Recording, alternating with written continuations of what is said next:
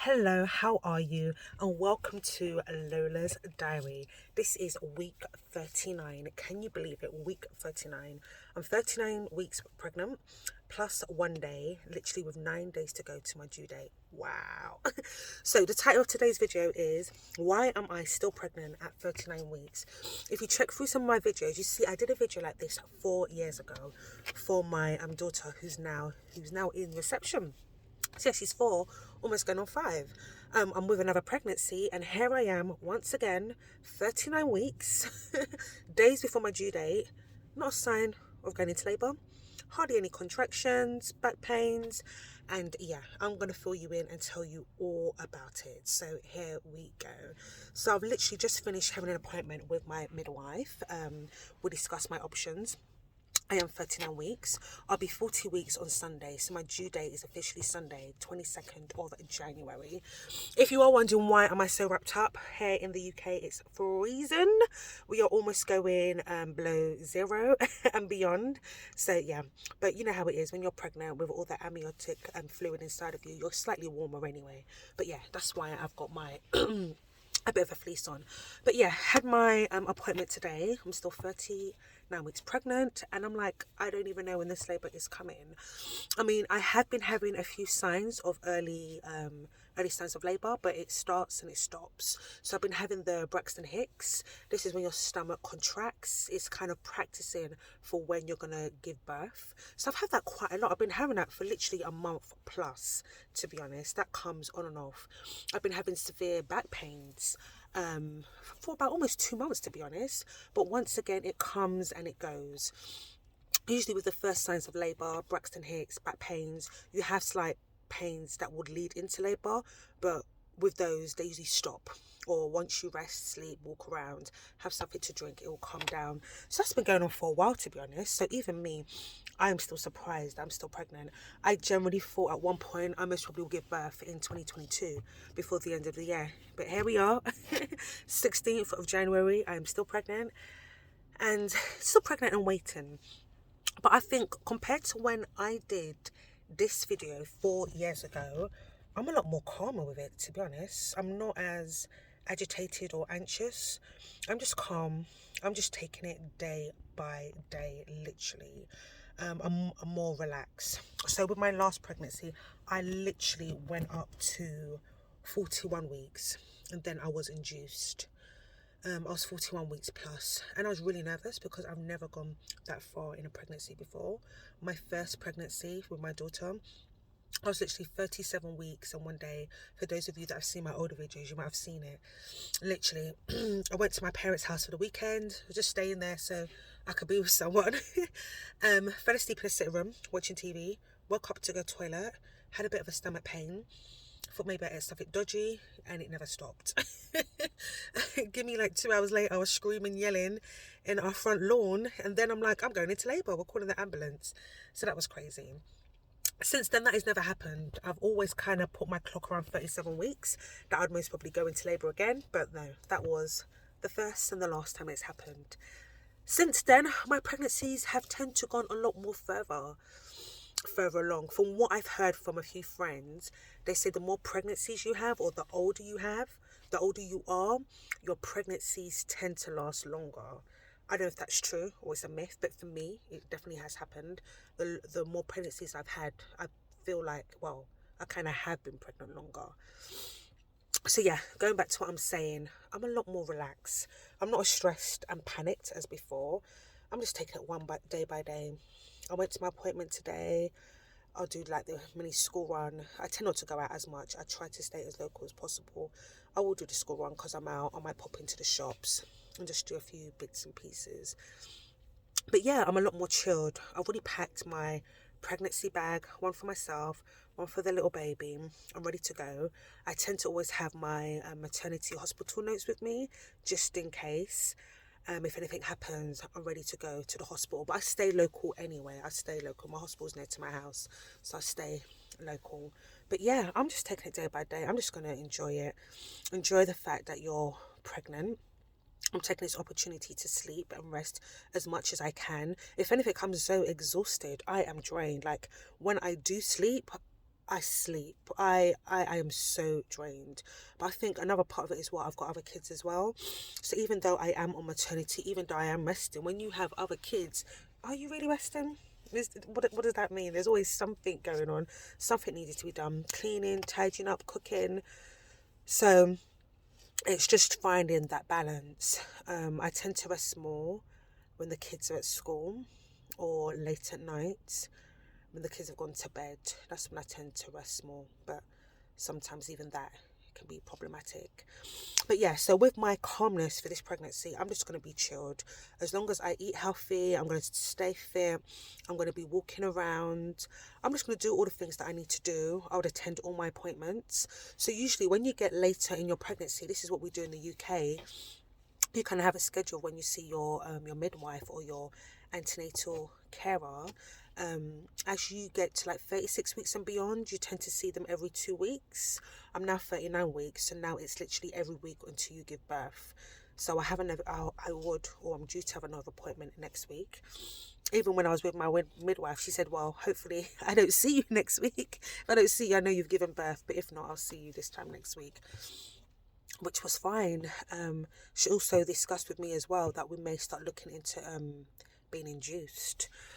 For my last pregnancy, I was induced. I went up to 41 weeks plus and I had to get induced. And I don't know how I feel about that again.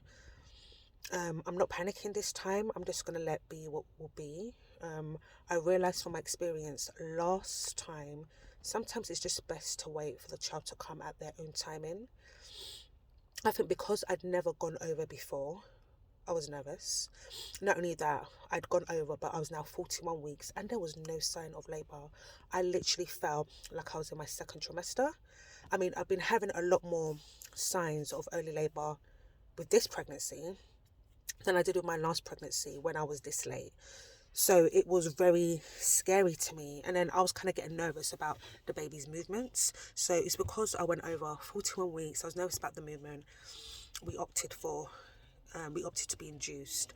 And it was one of the most scariest things I've done. I think, if anything, it was one of the most painfulest births I've had. And you'd think, why should that be? I've had kids before. Oh, it was a lot. It traumatized me to the sense that I'm like, inducement is the last thing on my mind. So I'm just going to take it cool. Going back to that last pregnancy, when I was around 39 weeks, 40 weeks plus, they started giving me the membrane sweep. So when they want to, let's say labour hasn't started and they think you need a bit of assistance for one thing or another, they can start by giving you a membrane sweep. That is literally when, it's kind of like the first stages of an inducement. It's literally when your midwife, basically, they kind of sweep around your cervix, around the membranes of where the baby's head is. And they do that to kind of trigger the hormones around the baby to stimulate a contraction or to stimulate birth, basically. On my last pregnancy, by the time I was going through the stages of being induced, I think I was induced 3 or 4 times. So I must have started around 39 weeks. Literally, it got to the point where they couldn't even reach my cervix. In the sense that I was still so high up.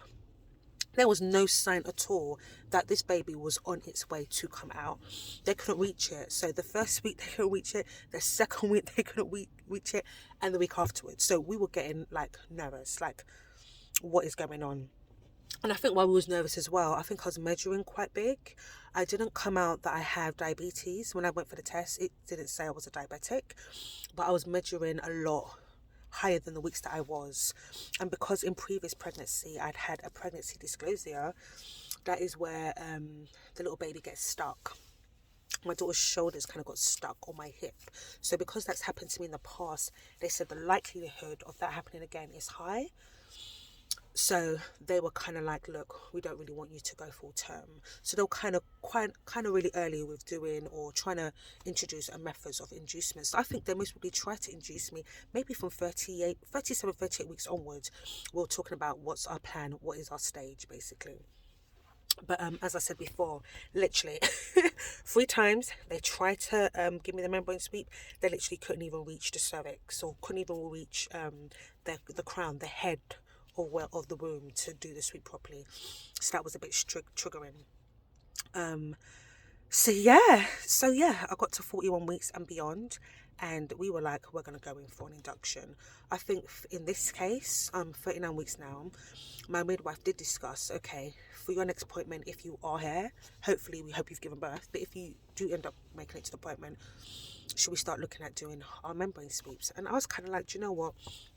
If I am still pregnant next week, I think I'd wait. I'd rather wait till 41 weeks. I just want to be as natural as possible. I'm like, if the baby is not ready to come out, I don't really want to stress or trigger the baby to come out. After what I went through last time, it was just a lot.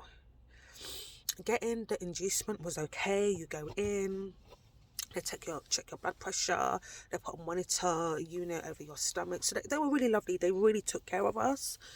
They gave me the first set of gel, and they were monitoring me to see if I was getting contractions. They monitored me for 12 hours or 24 hours. No contractions started. Then they gave me the second series. I think 6 hours into the second cycle of the gel, that's when my contractions started, and it was just so painful.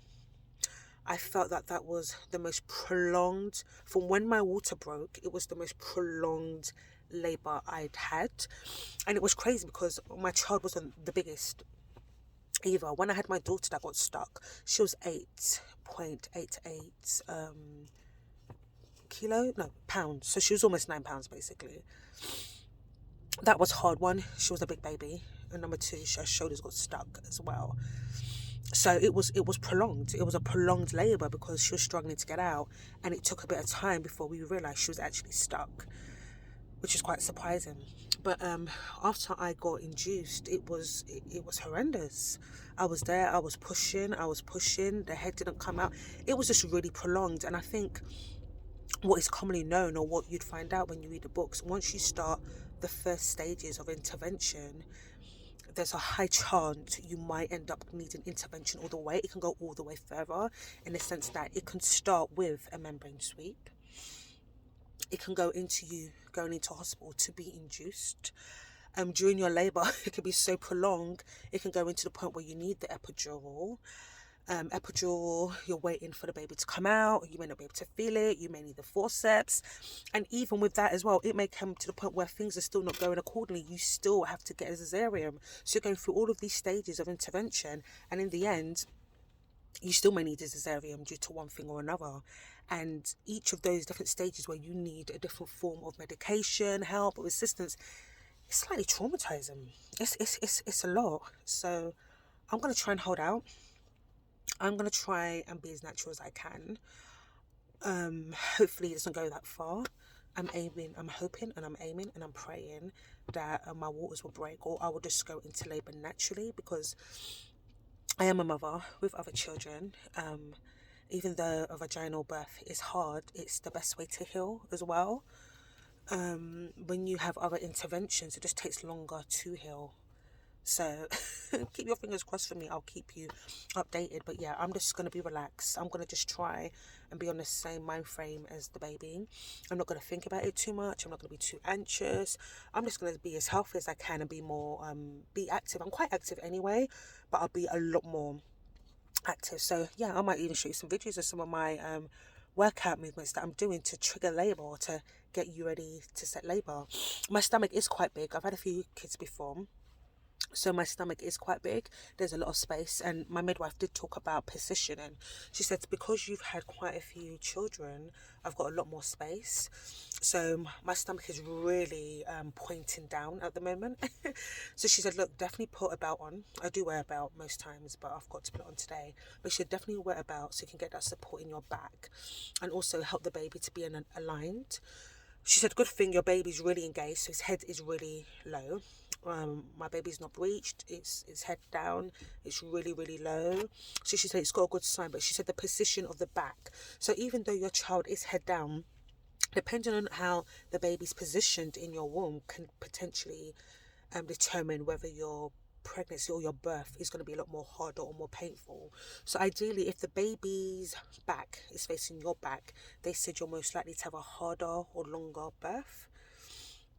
So ideally, yeah, if you have a breech baby, that's where the head's at the top and the legs at the bottom. in most cases you need a cesarean unless they're able to turn the baby around. Head down is always good, but then it's how is it positioned? Is the baby's back kind of back to your belly button, or is the baby's back in towards your back? Right about now, my baby's back is on one side. It's on the left side of my body, so it's kind of in between. She said the baby still needs to turn a bit to put the baby in the right position. She said, don't worry about it. Like, you haven't gone over your due date. She said most of the times when contraction starts, the baby will automatically get into the right position, and labour, the second active part of labour, will just start naturally. But she did give me some pointers on exercises that I can do. She said just lean forward a lot more and stuff, just position of your body, keep your belt on and stuff. So I'll be practicing all of that, and let's see. Next week, would I have given birth, or would I be here again telling you why am I pregnant at 40 weeks? So the main nuggets I just want you to take from today, even though they give you a due date, it's an estimation. They take that estimation from the first day of your last period, if you can remember. And that's what your due date is based on. I mean, you do have your scans as well. I think by the time you have your first scan, when you're between 12 to 14 weeks, they can roughly do the measurements, and they can roughly kind of guess or estimate your due date as well, or how old the fetus is as well. But also as well, all of these are rough estimates. Most people do go past their due date. I think only 8% of babies are actually born on their due date. Some come earlier, some come later. So don't stress out. I know it's a lot. It's a long hurdle. By the time you get to 40 weeks and beyond, it's like you've literally been pregnant for 10 months. I mean, come on, 10 months pregnant? It's almost a year. Even 9 months is almost a year. So it's a lot. But yeah, I'm going to be cool, calm and collective. I'm going to listen to my body, listen to my baby, and just let nature take control. And we'll see what happens. I'll keep you updated. So thank you very much. This is Lola's pregnancy diary. I hope I've helped and you've learned a lot. And I'll keep you updated. And yeah, it's me, my little baby bump. And let's see what happened in the next few weeks. Take care. Thank you. Have a good one, guys. Keep calm, keep safe. And you're doing an amazing thing to improve legacy. Take care. Bye.